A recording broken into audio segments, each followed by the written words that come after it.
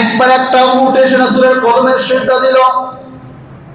সাহাবায়ে কেরাম রাসূল ইয়া রাসূলুল্লাহ ইয়া হাবিবাল্লাহ, চতুষ্পদ প্রাণী একটা উট আপনার কদমে সিজদা দিল।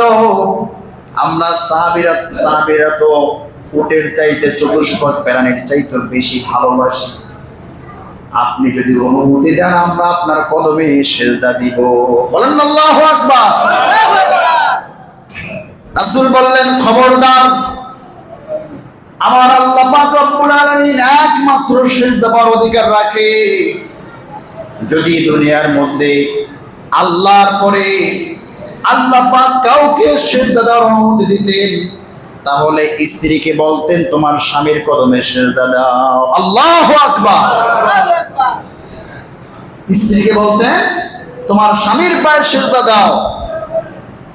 তাহলে আমরা এক নম্বরে জানলাম, ইসলামের মধ্য থেকে ইবাদতের নাম নিয়ে বাড়াবাড়ি ইসলাম সমর্থন করে। বাড়াবাড়ি করতে গিয়ে পীরকে ভালোবাসি, মহাব্বত করি, কিন্তু পীরের কদমে গিয়ে সিজদা দেওয়া যাবে? যারা বলুন যাবে? যাবে না।